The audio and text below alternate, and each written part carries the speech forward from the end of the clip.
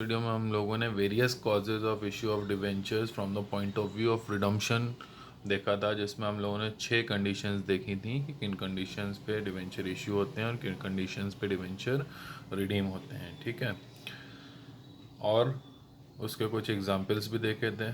ठीक, 6 केस देखे थे हम लोगों ने और उसके कुछ एग्जांपल देखे थे।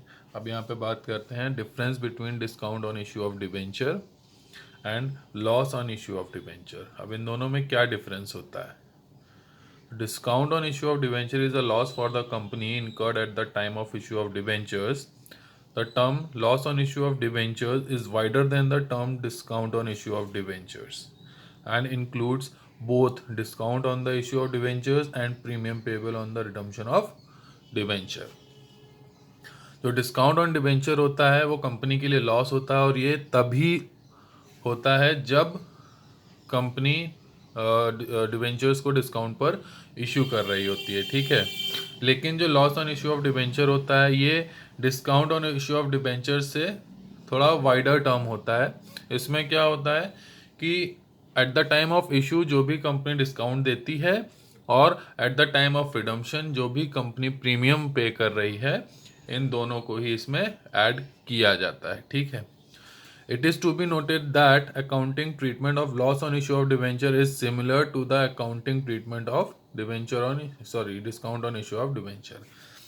जो अकाउंटिंग ट्रीटमेंट होता है loss on issue of debenture का वो सेम होता है जैसे कि discount on issue of debentures का हम लोग अकाउंटिंग करते हैं। क्लियर है? नेक्स्ट हमारा टॉपिक है इंटरेस्ट ऑन डिवेंचर। ठीक है, interest on debenture is calculated at fix rate on its nominal face value payable quarterly, half yearly और yearly as per the terms of issue. जो interest होता है debenture पर वो उसकी फिक्स रेट पर ही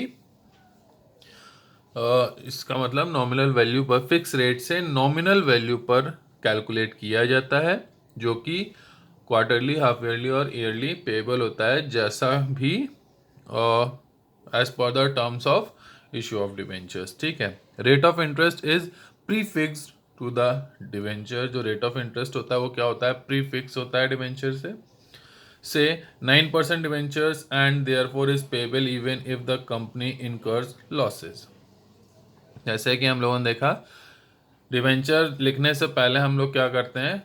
-% डिवेंचर लिखते हैं। ठीक है, मींस जो परसेंट है वो क्या है? इंटरेस्ट परसेंट है। ठीक है, और ये भले ही कंपनी को लॉस हो रहा हो फिर भी इसको पे करना होता है। Interest on debenture is a charge against profit. जो इंटरेस्ट ऑन डिवेंचर होता है प्रॉफिट के अगेंस्ट में चार्ज होता है। इंटरेस्ट पेमेंट में भी subject to tax deducted at source. जो इंटरेस्ट पेमेंट होता है वो क्या हो सकता है? Subject to tax deducted at source. ठीक, मींस TDS। अब टैक्स डिडक्टेड एट सोर्स क्या होता है? The company paying interest on debentures deducts income tax on interest payable at the prescribe rate of TDS। जो कंपनी इंटरेस्ट पे कर रही होती है डिबेंचर्स पे, वो क्या करती है? इनकम टैक्स को डिडक्ट कर लेती है जो भी रेट प्रिस्क्राइब किया जाता है उससे। ठीक है, the amount of tax deducted is deposited with the income tax authorities. जो भी अमाउंट जो है डिडक्ट किया जाता है वो इनकम टैक्स अथॉरिटीज को सबमिट कर दिया जाता है। अब क्या एंट्रीज होती हैं? अकाउंटिंग एंट्रीज क्या है? Entries for interest on debentures and tax deducted at source are as follows. जैसे नंबर फर्स्ट केस है हमारा, when interest is due and tax is ignored. जब इंटरेस्ट ड्यू होता है और टैक्स इग्नोर कर दिया जाता है तो क्या एंट्री करते हैं? डिबेंचर्स इंटरेस्ट और इंटरेस्ट ऑन डिबेंचर्स अकाउंट, दोनों तरीके से इसको लिख सकते हैं, इसको डेबिट करते हैं टू डिबेंचर होल्डर अकाउंट। ठीक है, सेकेंड केस है हमारा, when interest is due and tax is deducted at source. अब क्या है? यहाँ पे इंटरेस्ट भी ड्यू हो रहा है और टैक्स जो है वो सोर्स पे कट भी जा रहा है, मींस TDS डिडक्ट किया जा रहा है। तो क्या एंट्री होगी? Debentures interest account debited to debenture holder to TDS payable. Clear है? टीडीएस पेबल में क्या आएगा, सॉरी जो डिबेंचर होल्डर अकाउंट आएगा इसमें क्या आएगा, विद इंटरेस्ट माइनस टीडीएस, जो वैल्यू है वो विद इंटरेस्ट आएगी माइनस टीडीएस हो जाएगा उसमें से, ठीक है। थर्ड आती है हमारी व्हेन इंटरेस्ट इज पेड, जब इंटरेस्ट पे कर दिया जाता है तब debenture holders account debited to bank. Fourth आती है हमारी when TDS is deposited in government account, तो जब भी टीडीएस को गवर्नमेंट अकाउंट में ट्रांसफर करते हैं तो उसके लिए क्या एंट्री होगी, TDS payable account debited to bank account. Clear है, आगे बढ़ते हैं। फिफ्थ है हमारी on transfer of interest to statement of profit and loss at the end of the year. अब जो भी ट्रांसफर कर रहे हैं इंटरेस्ट को प्रॉफिट एंड लॉस अकाउंट में, at the end of year इसकी एंट्री क्या होगी, statement of profit and loss debited to debenture interest. Means note यहाँ पे एक है, debentures interest is shown as finance cost in statement of profit and loss. जो debentures interest होता है उसको एज अ फाइनेंस कॉस्ट हम लोग शो करते हैं statement of profit and loss में। क्लियर है, अब कुछ पॉइंट्स टू रिमेंबर है यहाँ पे, जैसे interest on debenture is a charge against profit of the company and is payable whether the company earns profit और इनकर्स लॉस। जो इंटरेस्ट ऑन डिबेंचर होता है ये क्या होता है, प्रॉफिट के अगेंस्ट में चार्ज किया जाता है कंपनी के, ठीक है, और ये पेबल कैसे होता है, भले ही कंपनी को लॉस हो या प्रॉफिट हो इसका ये पेबल होता है, ठीक है। Interest on debenture is calculated at a fix rate of interest on the nominal value. Interest on debentures कैसे कैलकुलेट किया जाता है, एक फिक्स रेट से कैलकुलेट किया जाता है, किस पर, जो फेस वैल्यू होती है डिबेंचर की उस पर, ठीक। Interest is not payable on debentures issued as collateral security. ऐसे डिबेंचर्स जो कोलेट्रल सिक्योरिटी के लिए इशू किए जाते हैं उन पर कोई भी इंटरेस्ट पे नहीं किया जाता है। Interest rate payable on debenture is prefixed on debentures. जो इंटरेस्ट पेबल होता है डिबेंचर्स पे वो प्रीफिक्स होता है डिबेंचर्स पे, ठीक है। For example if the rate of interest is 10% per annum then debenture will be titled 10% debenture, ठीक है। अगर 10% डिबेंचर पे पर एनम हम लोग इंटरेस्ट पे कर रहे हैं तो हम लोग कैसे देखेंगे या कैसे लिखेंगे डिबेंचर, 10% डिबेंचर। क्लियर है, मींस डिबेंचर जब भी लिखते हैं तो उसको उसके इंटरेस्ट के साथ में लिखते हैं। The balance of debenture interest account is transferred to statement of profit and loss at the end of the year. जो भी बैलेंस होता है डिबेंचर्स इंटरेस्ट अकाउंट का उसको statement of profit and loss account में ट्रांसफर कर देते हैं as a finance cost.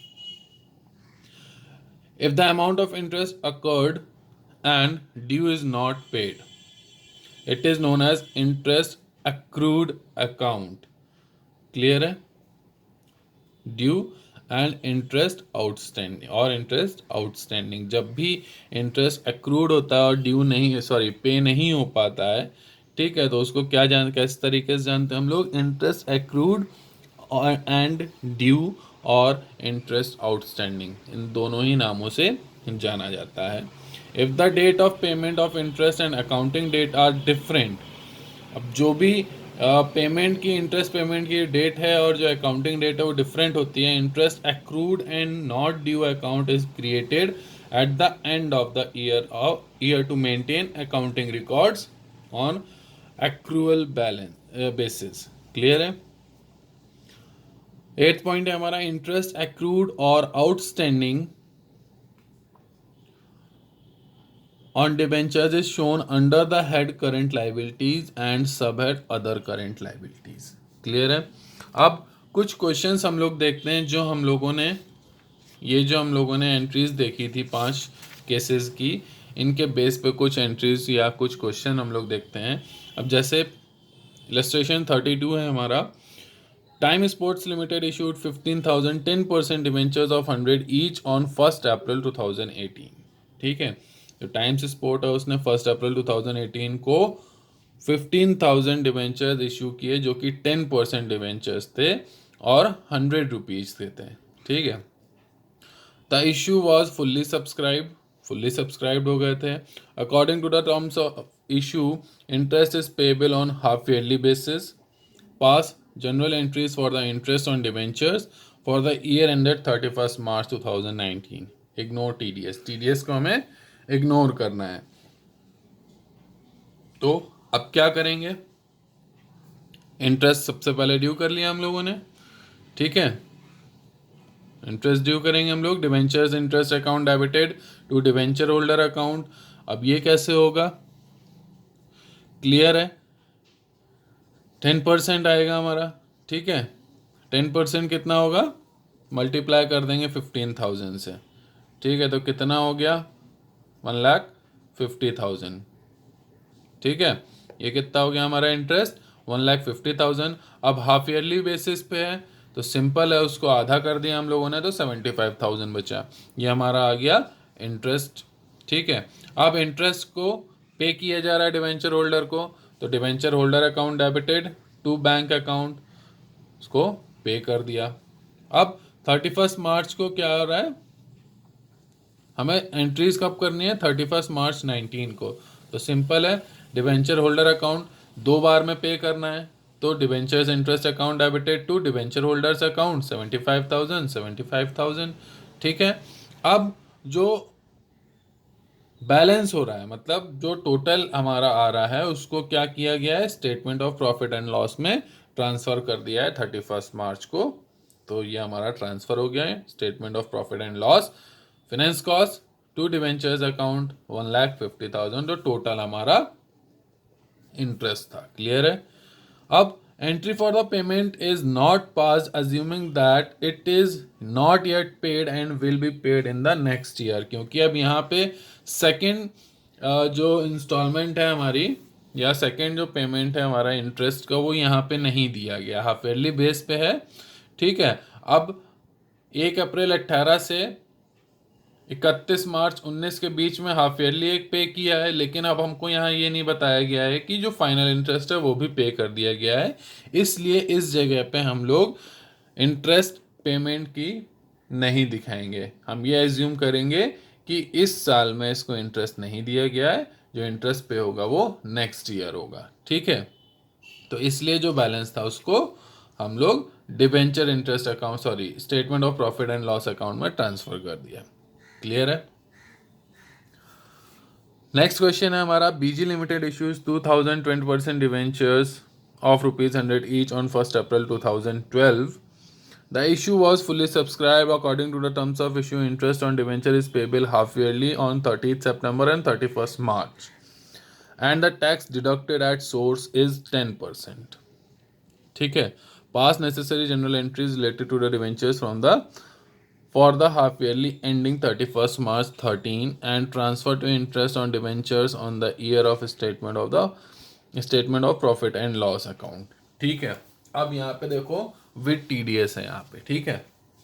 With TDS में क्या एंट्री करते हैं हम लोग, debentures interest account debited to debenture holders account to TDS payable, ठीक है। ये सबको समझ में आ गया। अब इंटरेस्ट क्या हम लोग दे रहे हैं, क्लियर है। तो हाफ ईयरली इंटरेस्ट पे कर रहे हैं, तो 12,000 का मल्टीप्लाई करेंगे 2,000 में, ठीक। 12,000 का मल्टीप्लाई किया हम लोगों ने 2,000 में, कितना हो गया हमारा 24,000, ठीक।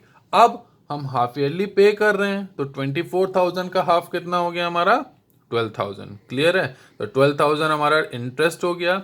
अब डिवेंचर होल्डर अकाउंट में कितना जाएगा, टीडीएस काट के ही जाएगा डिवेंचर होल्डर अकाउंट में, तो टीडीएस कितना जाएगा 12,000 का, ये जो 12,000 है इसका 10%, ठीक है। तो टोटल हो गया 1,200 और डिवेंचर होल्डर के अकाउंट में चला गया हमारा 10,800, क्लियर है। अब क्या किया है, इसको डिवेंचर होल्डर को पे कर दिया है, तो debenture holder account debited to TDS payable, sorry, TDS payable account debited to bank account, same entry इधर भी आ जाएगी। अब उसके बाद क्या, हाफ ईयरली फिर है हमारा, ये तो 30 सितंबर को पे किया, अब यहाँ पे दिया हुआ है 31 मार्च को भी पे किया है, ठीक है। तो सिंपल है, यहाँ पर भी सेम अमाउंट से एंट्री आ जाएगी दूसरी बार, ठीक है।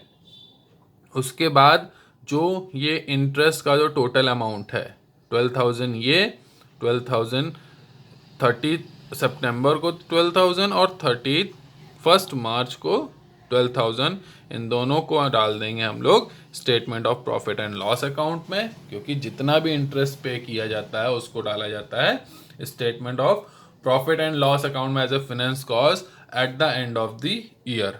ठीक है, तो इसको ट्रांसफर कर दिया statement of profit and loss account debited to debentures interest account 24,000। Clear है।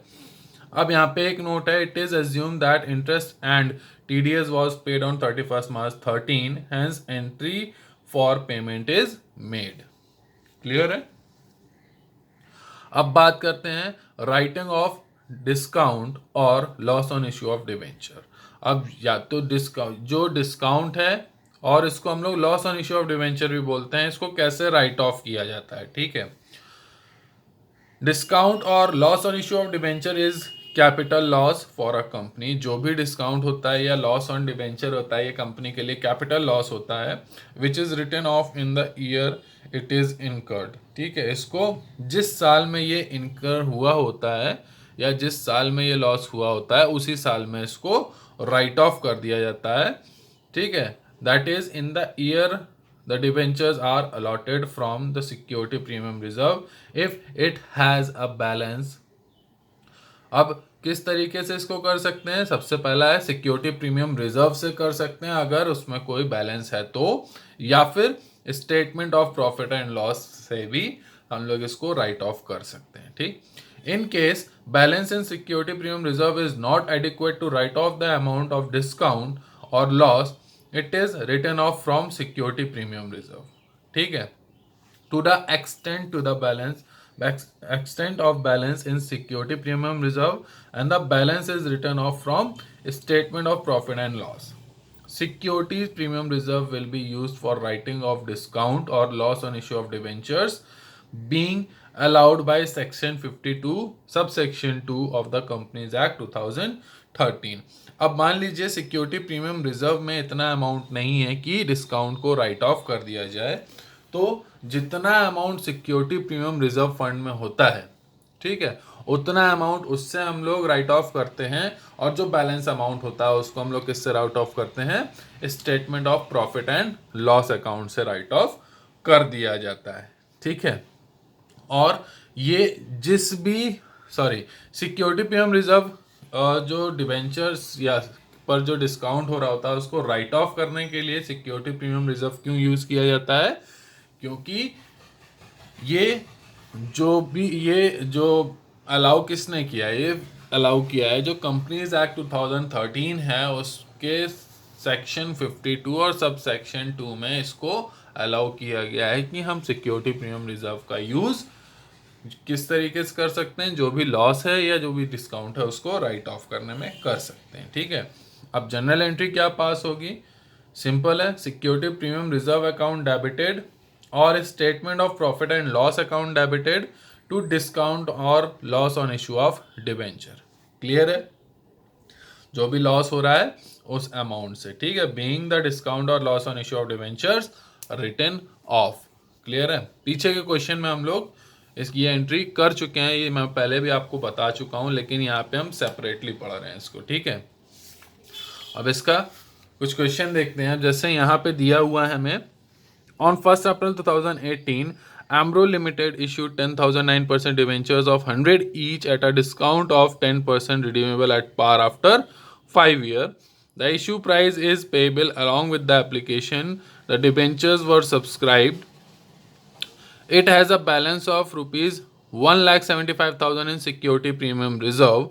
Pass general entries for the issue of debentures and writing of the discount and prepare discount on issue of debenture account। Clear है यहाँ पे, तो simple है। सबसे पहले अब क्योंकि ये लमसम का केस है तो ये दो ही एंट्री पास होंगी, bank account debited to debenture application and allotment account. ठीक, कितना है हमारा 10,000 है, अब कितने पे है, डिस्काउंट ऑफ 10% है। ठीक है, तो 90 पे हो गया, तो 90 मल्टीप्लाई बाय 10,000 9 लाख हो गया हमारा।